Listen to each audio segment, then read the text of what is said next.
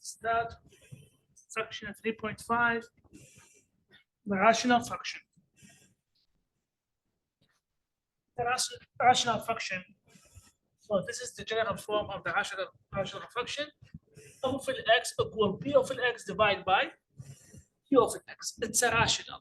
And keep in your mind, p of x is what? Polynomial. Q of x is what? Polynomial. So it could be polynomial here, polynomial here. Like for example, this is a rational function. We have f of x equal 3x squared plus 5x plus 6. This is polynomial, but divide by, let's say, 4x plus 6. So polynomial, this is called rational function. And keep in your mind, there's a condition that says q of x not equal 0. Because if this part equals 0, it's not going to be polynomial. That means any polynomial divided by 0 is going to be undefined. That means it's not a rational function. So always going to be polynomial divided by polynomial with the condition q of x is not equal to 0. Okay? Here's a simple example. This is called rational function. Now the important part, because next section I think we're going to graph it. Always when you graph the rational function, keep in your mind we have to look to two things. The first thing is what? Vertical asymptote. And the second one is horizontal asymptote. These are the two important things when you're trying to graph a rational function. Vertical asymptote and horizontal asymptote. Let's check the vertical asymptote. How are we going to find the vertical asymptote? We're going to set q of x equal 0, and then you're going to solve it. Have an example, we're going to work on that. Okay? So this is the way to find the vertical asymptote. Q of x, like for example, this is q of x, we're just going to say this is equal 0 and solve it. The result is going to be a vertical asymptote, and I'm going to show you how to graph it. Okay? Vertical asymptote. Now, how to find the horizontal asymptote? As I said, a rational function will have polynomial on the top. So this one is the same thing. I'm saying this is p of x. I'm saying here this is a q of x. Okay? It's the same thing. But I'm going to write down this in general. Why? Because there is a reason. Always look to the highest exponents. Okay? So these two terms are the main terms. Let's change the second one. I did mistakes here. Should be, I'm going to write down m. Okay? And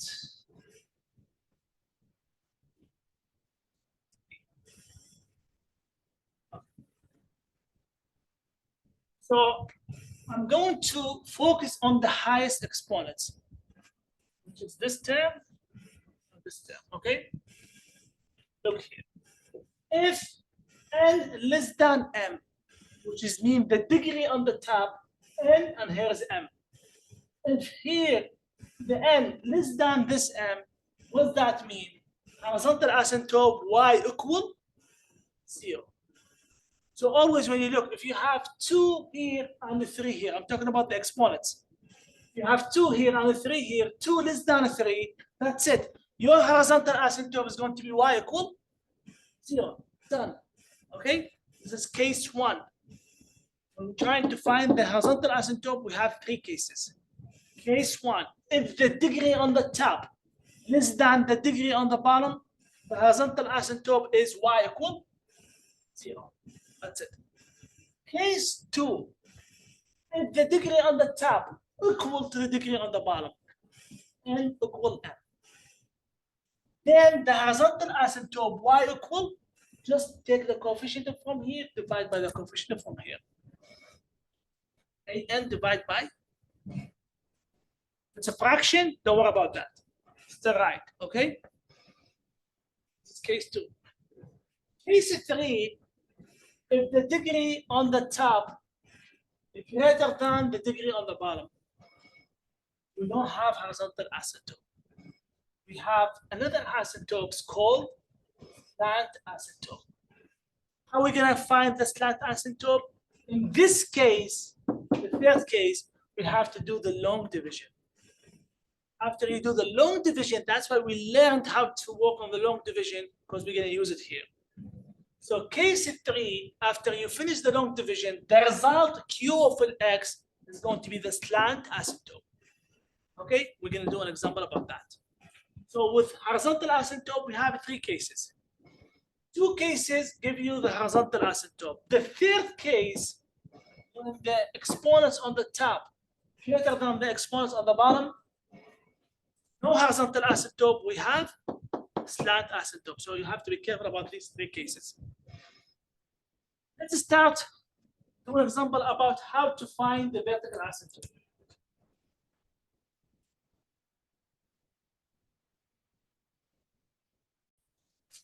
The first question, what they're asking you. With this one, example 2, they ask you to find the vertical asymptote. So, as I said, to find the vertical asymptote, let's set Q of an X equal 0. Where's the Q of an X? This part. I already know this is P of an X, and this is Q of an X. So I need to set Q of an X equal to 0. Where is the Q of an X, which is X squared minus 4X minus 5 equal to 0. Then, what I said, set the Q of an X equal to 0, and then you have to solve it. How are we going to solve this one? I what? Factor. Here is X, here is X. I'm going to put 5 and 1. I need to get negative 4. So I'm going to put negative here and. So now I'm going to use the 0 factor property. So equal one of the parentheses to the 0. That means equal 0 or X plus 1 equal 0. In this case, X equal 5, and here it's going to be X equal negative 1. So what's that mean? That means, on this example, how many vertical asymptote do we have? How many vertical asymptote do we have? We have 2 vertical asymptotes. How are we going to graph it? Let's do a simple graph here.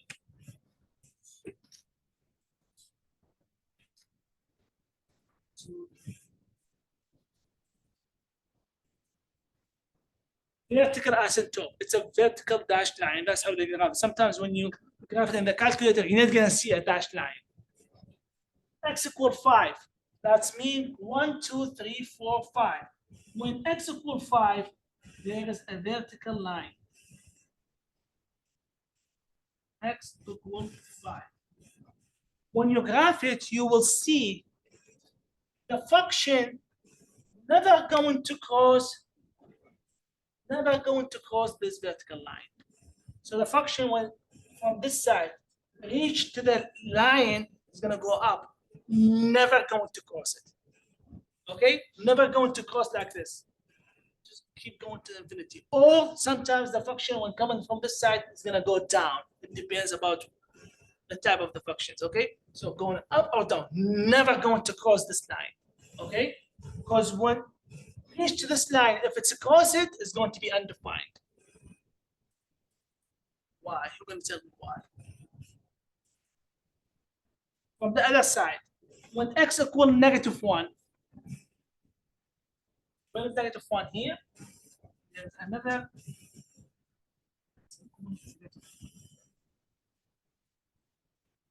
So also the function between these 2 lines, on this side is going to go up or going down. From this side going up or going down, it depends. Same thing from this side. The function is going to go up or going down. Never going to cross these 2 lines. Why? Because these 2 lines are vertical asymptote. And how we know it's a vertical asymptote? Check X equal 5. X equal 5. If you plug in 5 here, 5 squared is going to be 25. 25 minus 4 times 5, that means minus 20. 25 minus 20, going to be 5. 5 minus 5, 0. Any number divided by 0, undefined. That means the function is undefined when x equal 5. That's why it's undefined. The function is, you will see, it's come here going up. Why? Because it's undefined until on 5. Okay? The same thing on -1. If you plug in -1 here, -1 squared is 1. Minus 4 times -1 is going to be 4. 4 plus 1 is going to be 5. 5 minus 5, 0. That means the function is undefined. Any number divided by 0 is undefined. That's why it's undefined on x equal -1. So in this case, that's why these two numbers are a vertical asymptote. And write down on the side, the vertical asymptote is non-removable discontinuity. You can't remove it. When they ask you about continuous or no, which numbers make the function discontinuous? The vertical asymptote, which is x equal 5 and x equal -1. It's called non-removable discontinuity. This is going to be a different topic, but we can start from now. Is that okay so far? Yes or no? We will do the same thing with the next example. Of x equal what? X minus 3 over what? X minus 5 and x plus 1. Right? Can I simplify it? No, because these two parentheses different than x minus 3. So you can simplify it. That means these two numbers here, the result is going to be a vertical asymptote. Okay? Because you can't simplify it. Let's do the same thing here. So now that's the goal. So if I do the same thing here on this example, if I say f of x equal x minus 3. Now I'm going to factor this part, which is x. That's important.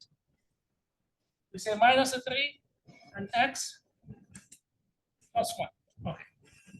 So after we did this, check what happened. Now x minus 3 is similar to the x minus 3. So in this case, we're going to cancel this one with this one. Now what we have left. So here is the thing. Now f of x equal 1 over x plus 1. Now how many vertical asymptotes do we have?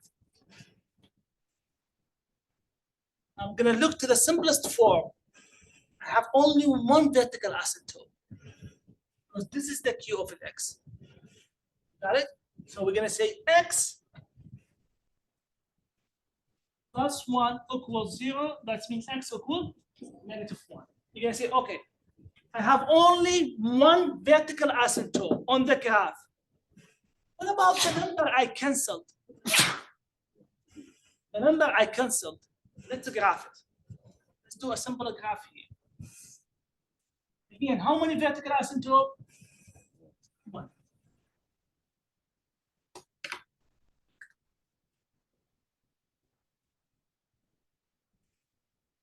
X equal -1. So I have vertical asymptote when x equal -1. Is that okay? You're gonna graph the function. X minus 3, we cancel it. So when you put on this side, x minus 3 equals 0. X equal what? X equal 3. When x equal 3, you will see on the graph, x equal 3. On the top or on the bottom, there is a small hole.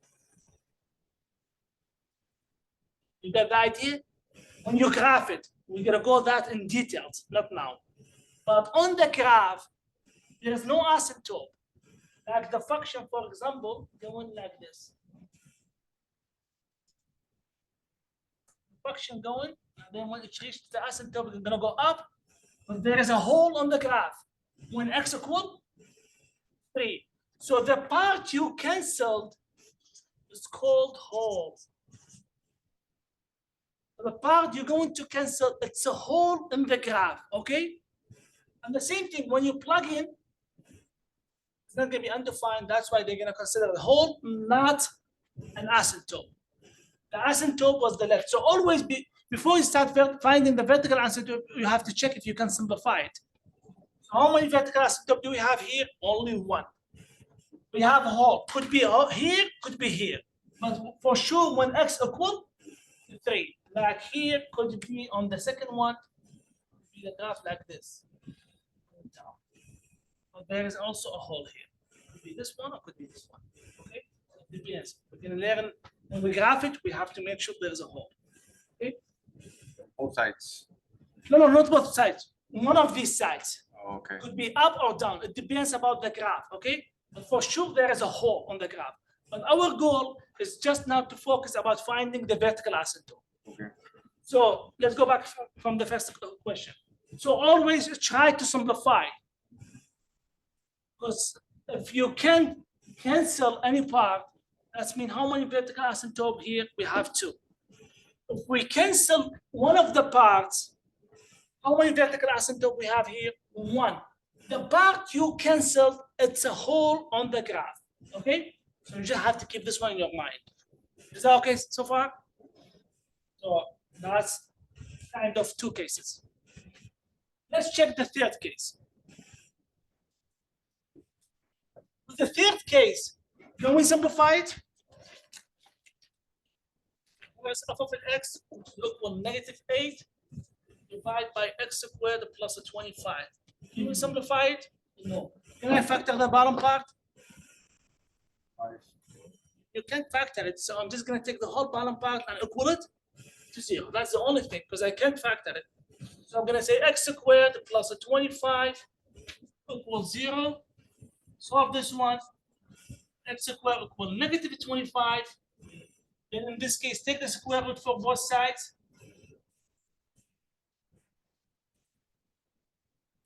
So x is going to be, the negative sign is going to be what? It's going to be 5i. In this case, what does that mean? We have complex number. You're going to say there is no, this is different topic. It's going to be different level. So in this case, there's no vertical asymptote. Okay? Type here, no vertical asymptote. Plus or minus. Still, we can't graph it.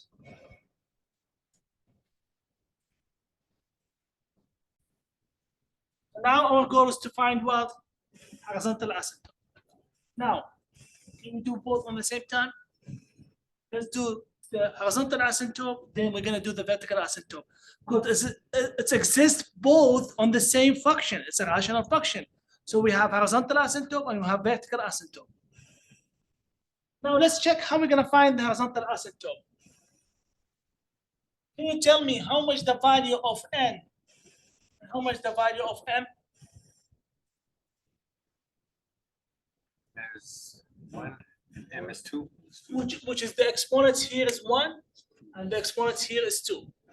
So in this case, check what I'm doing. So I'm not going to do any mistakes. N less than m, right? So if you go back to the cases, if n less than m, then horizontal asymptote y equal 0. Let's see how it looks like. That means the horizontal asymptote is y equals 0. Let's check that on the graph. What's the meaning of y equals 0? It's horizontal asymptote.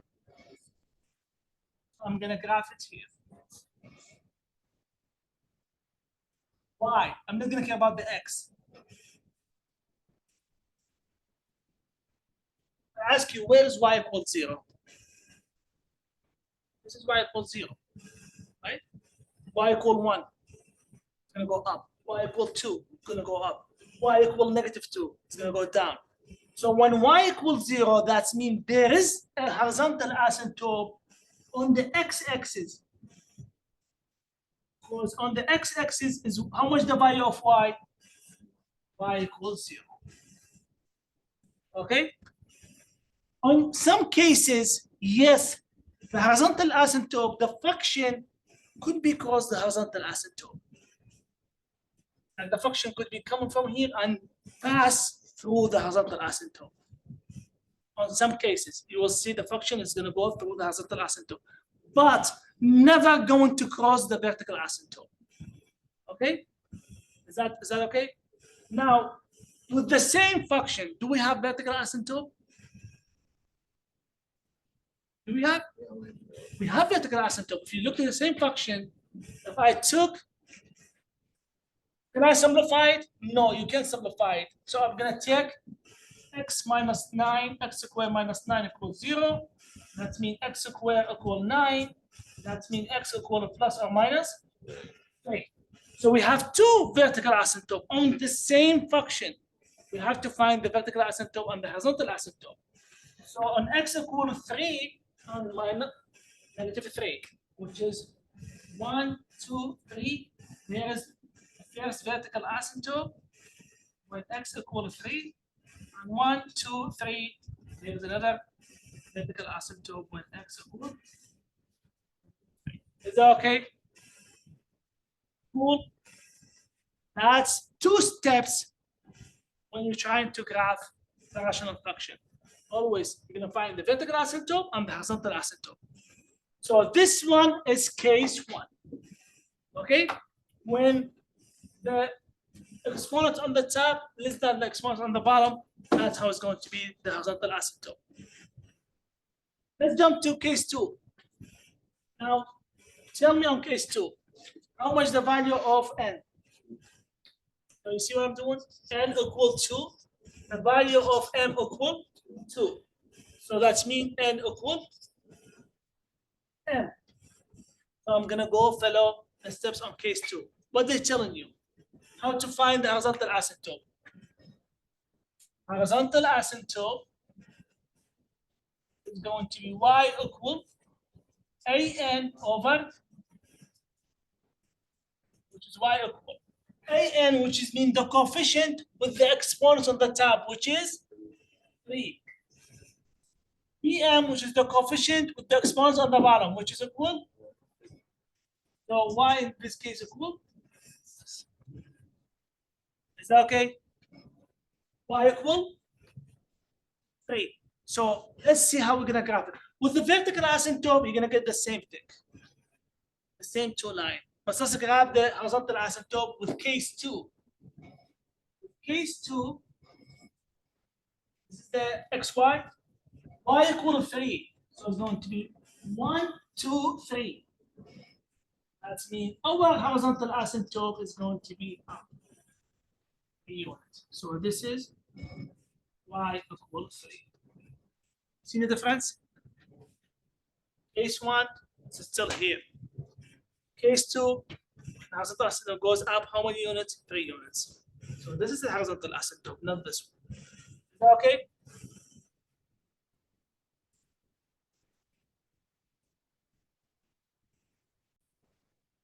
Now let's check that third example.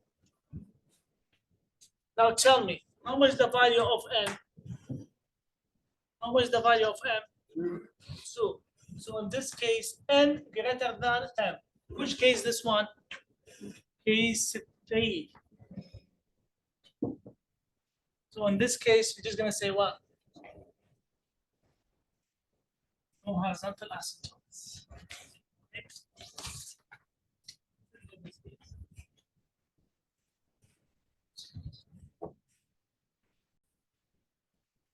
Example 8, it's just like a kind of a special case. They ask you to prove that the horizontal asymptote for this function is, remember I told you the function never going to cross the vertical asymptote, but maybe on some cases it's going to cross the horizontal asymptote when you graph it. That's what they're asking you here. Prove that the horizontal asymptote, the function cross the horizontal asymptote at which point? That's what they're gonna ask you here. So first of all, let's find the horizontal asymptote, which is, in this case, n equal 2 and m equal 2. So n equal m. So if n equal m, how are we gonna find the horizontal asymptote? Horizontal asymptote is going to be equal y equal an over bm. Y equal an is 2, bn 1. So how much the horizontal asymptote? 2. Now how are we going to prove that the horizontal asymptote, the function across the horizontal asymptote? This is the value of what? The value of y equal 2. Is that the same thing y here? What's the meaning of f of an x? F of x mean y. And I found y equal 2. Let's check. If we plug in 2 here, we need to find the point that the function across the horizontal asymptote. At which point? We're just gonna plug in 2 here. So if we plug in 2 here, it's going to be 2 equal 2x squared minus 4 divided by what? X squared minus 3x minus 4. Now, how are we going to solve this one? We need to solve this one for x. Okay? How are we going to solve it for x? How about that? But you can't because we have this side and this side. But how are we going to set up everything equal to 0? First of all, we have to multiply both sides by the denominator here. That's what I'm doing. So we have to multiply everything by x squared minus 3x minus 4. So here is going to be 2 times x squared minus 3x minus 4 equal everything here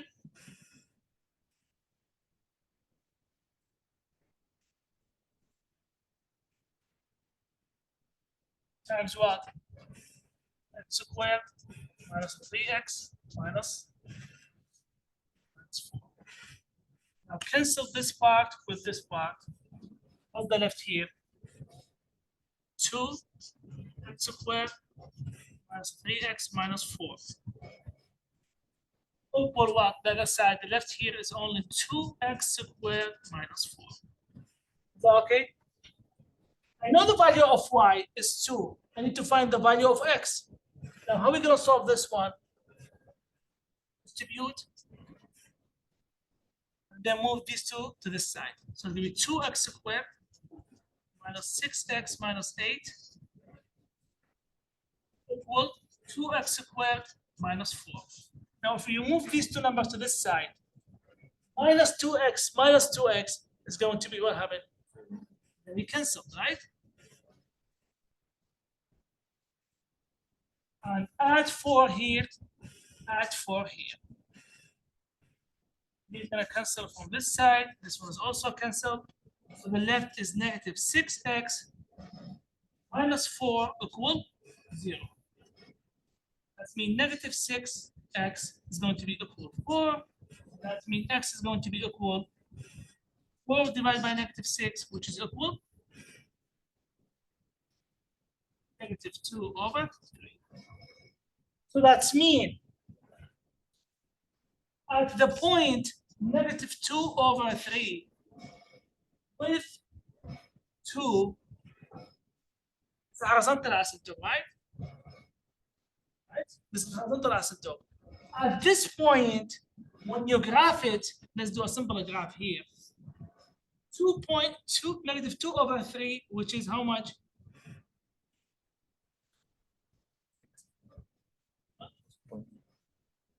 Negative 2 over 3. Negative 2 divided by 3. How are we going to graph it? right. Negative 2 over 3, how much? Just 2 divided by 3. How much? 0.666. So 0.6. So that's mean negative is going to be here.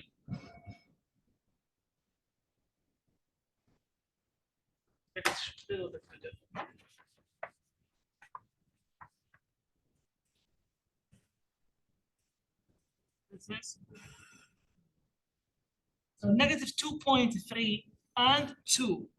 1, 2. Let's say at this point in the middle. When which is this is horizontal asymptote.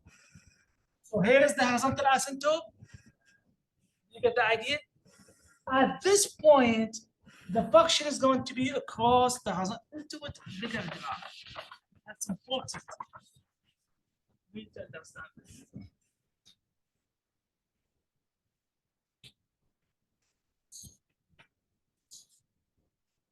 One.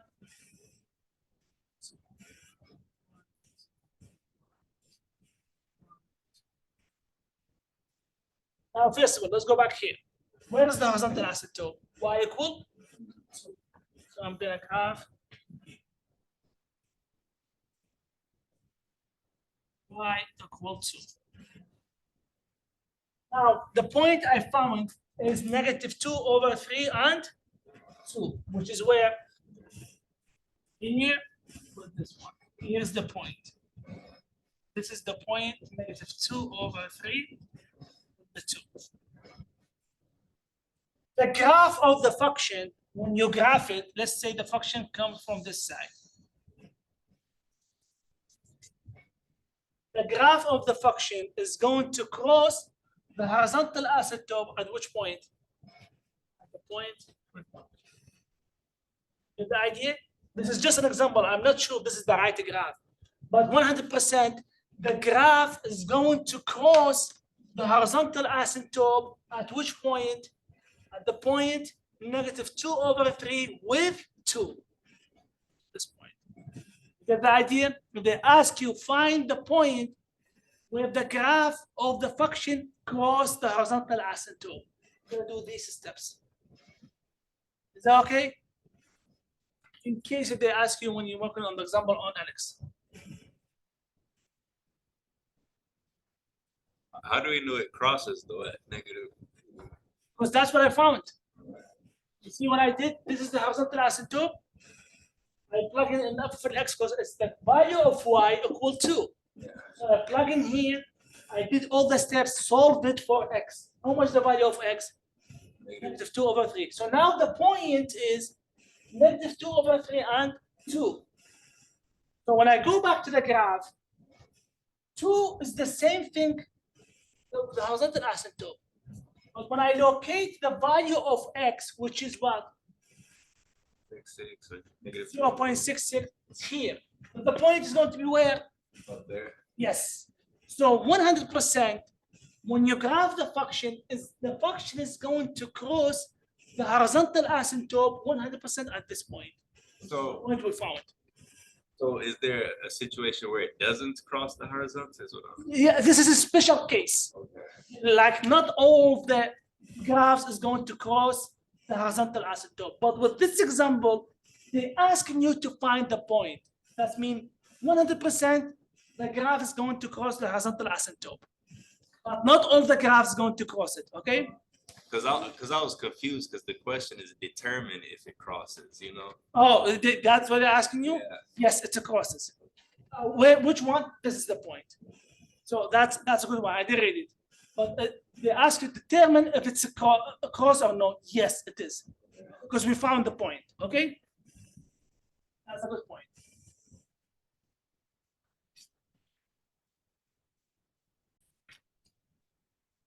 So again, go back. Case 1. If you want to write down here case 1 so you can know. It's the same thing. This is case 2. It's case 3. And again, on case 3, when the value of n greater than the value of m, which is the exponent here, greater than the exponent here, that means no horizontal asymptote. We have slant asymptote. How are we going to find the slant asymptote? By using long division. I'm going to divide this one by this one. On the side, you're going to divide what? X squared minus 9, and here 3x cubed. Before we start the long division, remember what we have to do?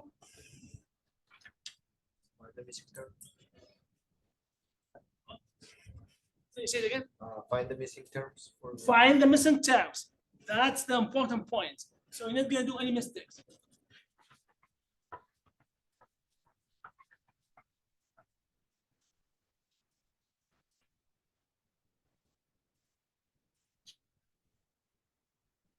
So first of all, I'm gonna say n equal 3, n equal 2, and then n greater than m. There is no horizontal asymptote. In this case, I have slant asymptote. Let's try to find the slant asymptote. So I'm gonna go back here and write down this again. Of x equal cubed. For 3x cubed, or 0x squared, or 0x, or 0. How many terms are missing? 3 terms. Everything divided by x squared. We're missing term here, but I'm not gonna write it down. Because that's the important part, the missing term here. Okay.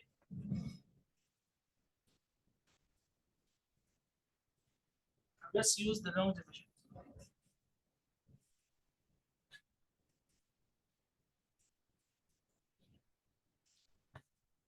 X squared minus 9. I'm gonna write down 3x cubed, 0x squared, and 0x. Okay, so far. Now let's start doing the same thing what we did on the long division. Divide this one by this one. So 3x cubed divided by x squared. It's a 3x. Yes or no? Yes or no? Forgot? Remember we used to be dividing what? The first term on the first term here. And you're doing 3x cubed divided by x squared. What's the left? X1. The 3x, right? So I'm gonna write down the 3x here. Then next step, what I'm gonna do?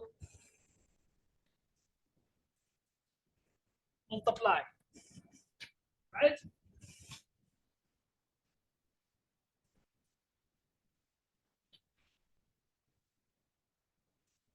So 3x times x squared, 3x cubed.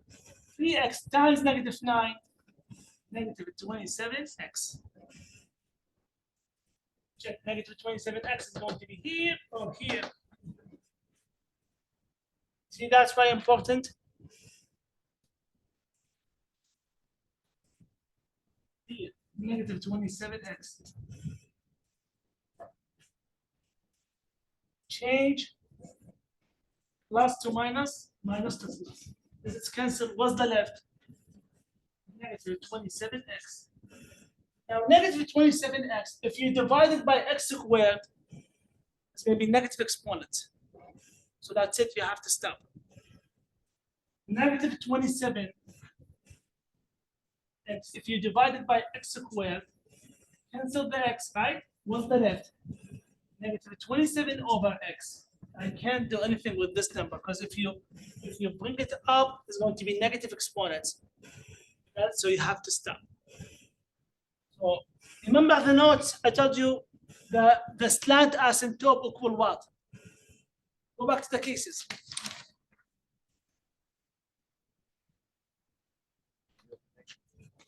Q of an x.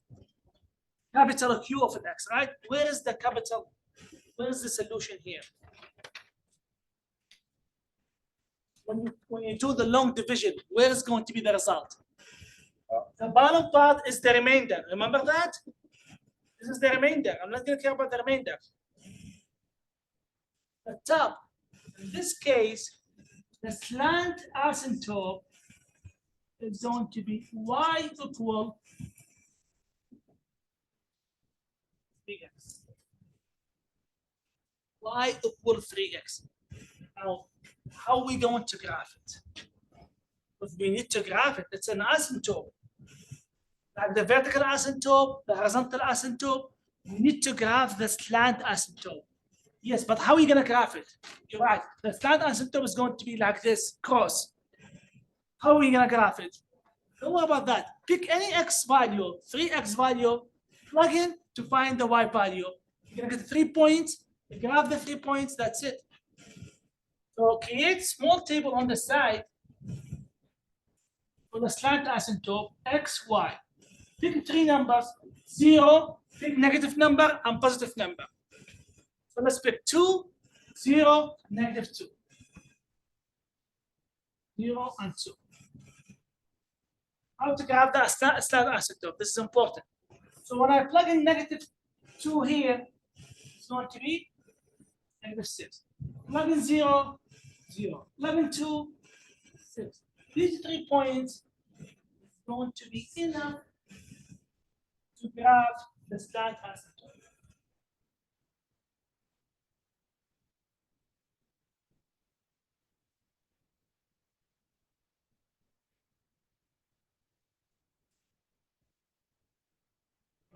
Let's graph it. -2, -6, -2, 1, 2, 3, 4, 5, 6. So it's going to be here. 0, 0, and 2, 6, 1, 2, 6. So you can tell what is the slope? The slope is going to be